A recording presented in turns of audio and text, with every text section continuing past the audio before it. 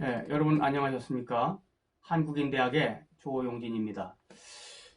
오늘은 디자인 읽는 법이란 제목으로 말씀을 드리려고 그러는데, 제가 1월 달에 거는 그림에 대해서 소개해 드리면서 일본에서도 1월 달에는 소나무와 학을 주제로 한 이런 자수나 그림이나 또는 소나무와 대나무 이런 것을 주제로 해서 신년을 축하하는 이런 내용을 담는다, 이런 말씀을 드린 적이 있습니다. 그런데 요게 뭐죠? 우리 그림에는 없는 걸 일본 그림에서 있군요. 이건 어때요? 구름인 것 같죠? 그렇습니다. 구름입니다. 일본 사람들은 전통적으로 한국에는 전혀 없는 이런 구름 문양을 많이 이용합니다. 그런데 2019년 한 해 동안 주신 사랑 감사합니다.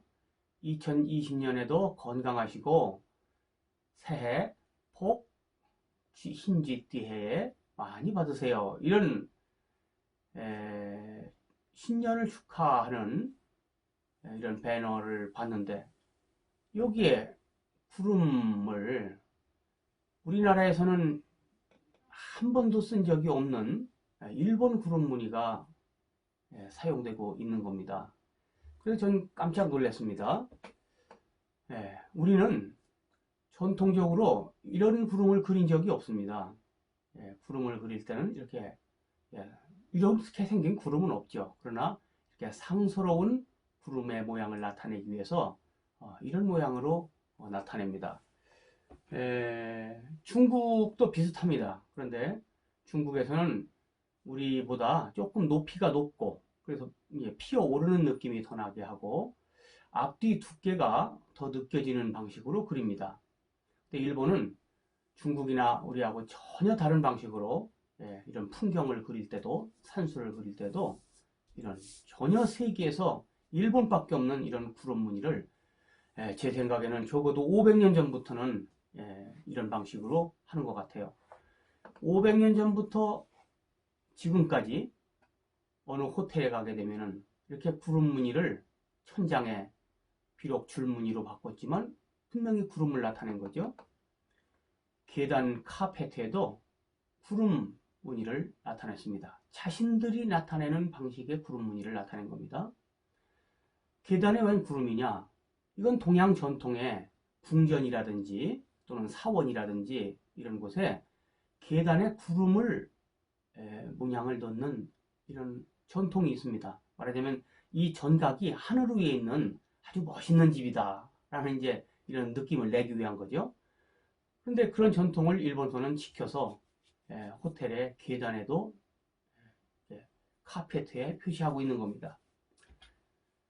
이건 일본의 지하철이죠. 지하철 역사에도 이렇게 일본의 전통적인 구름 무늬를 넣어서 계단에 에스컬레이터라는 새로운 계단이지만 거기에 전통적인 계단에 넣는 무늬를 넣고 있는 겁니다. 참 일본 디자이너들이 아주 이런 전통을 교묘하게 잘 이용하고 있다, 이런 생각이 들었습니다. 국가기관에서는 뭐 국가기관이니까 이렇게 한다고 할지라도 민간인도 그렇게 합니다.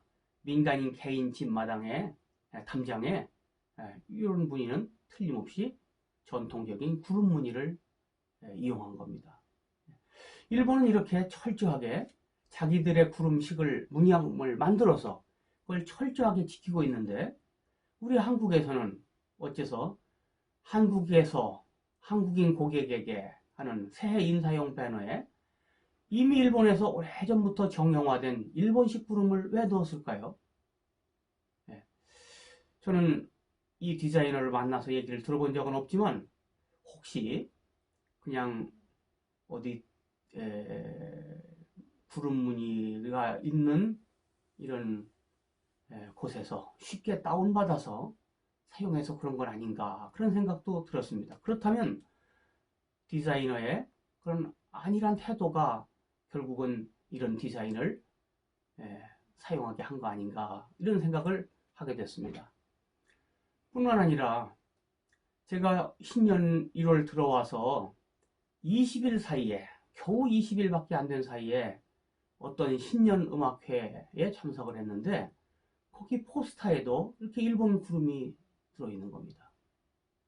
뿐만 아니라 국영방송인 KBS의 공익방송에도 미세먼지 대응 요령에 미세먼지를 나타내는데 이렇게 일본식 전통적인 구름 디자인을 이용한 겁니다.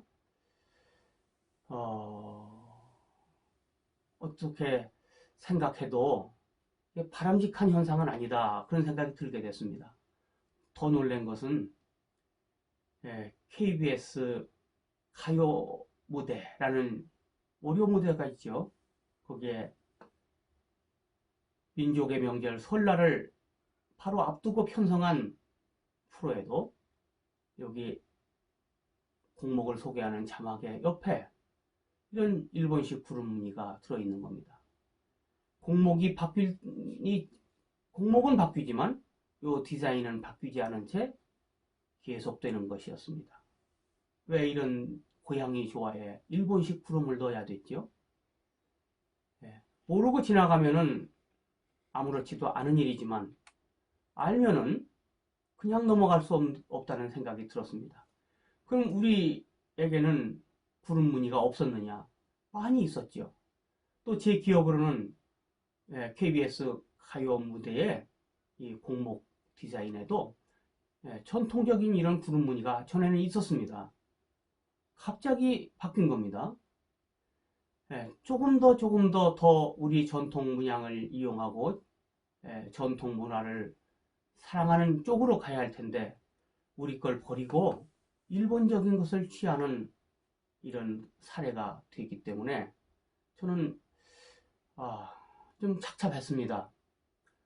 발전이 아니라 발전을 버리는 일이고 퇴보를 지향하는 일이라고 생각되기 때문입니다.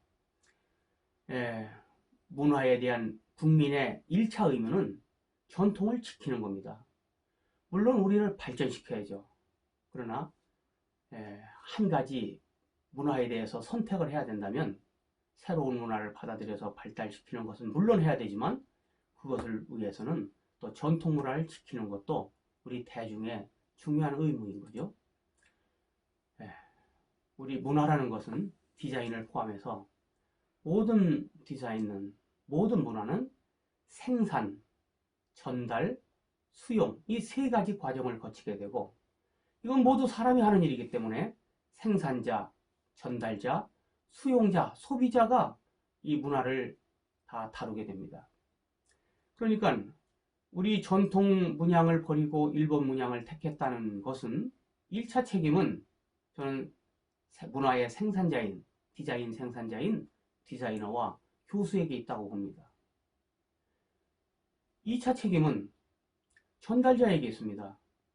그렇게 해도 된다고 도장을 찍었잖아요. 결재권자가 결재를 했지 않습니까? 결재권자는 문화를 전달하는 사람입니다. 그렇기 때문에 문화에 대한 소신을 가지고 있어야 된다고 생각합니다. 그렇다고 우리는 책임이 없느냐? 우리도 책임이 있습니다. 우리는 일반 국민 모두는 문화의 수용자입니다. 수용자가 수용하지 않는다면 저거 멋있다 이렇게 하지 않으면 생산자가 생산하지 않죠. 전달자가 전달하지 않습니다.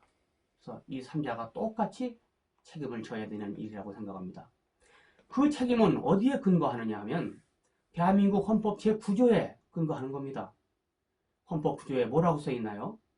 국가는 전통문화의 계승과 발전, 민족문화의 창달에 힘써야 된다. 이렇게 명시되어 있습니다. 이런 헌법을 가진 나라는 우리나라밖에 없답니다. 일본은 전쟁하지 말자라는 게 구조이고 어떤 나라는 노동자를 보호하자, 이게 구조입니다. 우리는 거룩하게도 이런 훌륭한 문화 헌법이라는 헌법을 표방하고 있음에도 어째서 이런 일이 일어나고 있나요? 어려운 일도 아닙니다. 전통이란 건 뭐냐? 현재까지 조상으로부터 우리가 물려받아 가지고 있는 것, 이거 전통입니다. 뭐가 됐든 잘났든 못났든 그게 전통입니다. 예전에 잘 했는데 현재는 다 잃어버렸다. 그랬더라도 그거 전통입니다. 예, 되살리면 되는 거니까. 그리고 우리 조상들이 했던 거니까 남의 것이 아닙니다. 우리 겁니다. 그래서 전통입니다.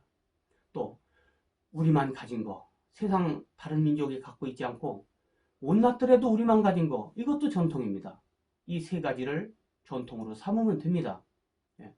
그럼 계승은 어떻게 하느냐? 계승하려고 애쓸 필요 없습니다. 알고 있으면 계승은 저절로 되는 겁니다. 모든 사람은 알고 있는 것을 출력하는 겁니다. 말을 할 때 알고 있는 걸 하죠. 예. 만들 때 알고 있는 걸 만드는 겁니다. 그렇기 때문에 알고 있으면 계승은 저절로 되는 겁니다. 계승 걱정할 필요 없습니다. 알고 있으면 저절로 됩니다. 그럼 발전은 어떻게 하는 거죠? 발전은 지금 현재보다 공교하게, 치밀하게, 다양하게 하면 이걸 우리는 발전이라고 평가합니다. 마지막에 그럼 결국 전통을 계승해서 발전시키면 발전으로 끝나는 게 아니라 이것을 창달하자라고 헌법에 명시되어 있는데, 창달이라는 말을 여러분들은 혹시 부지불식간에 이렇게 생각하고 계시지 않은가요? 창조한다는 창자와 완숙하게 한다는 달, 이렇게 짐작하고 계신 분이 많죠. 근데 사실은 헌법의 창달은 한자로 이렇게 쓰는 창달입니다. 이렇게 쓰는 창달은 우리나라 국어사전에 없습니다. 한국어가 아닙니다. 물론 일본어도 없습니다. 중국어에도 없습니다. 창달이라는 말은 이 말입니다. 이 말은 쭉쭉 뻗어나가게 한다, 이 말입니다. 우리의 전통 문화를 계승 발전해서 세계에 쭉쭉 뻗어나가게 하자. 이것이 우리 헌법 구조, 세계에 하나밖에 없는 문화 헌법을 가진 우리나라의 헌법의 내용입니다.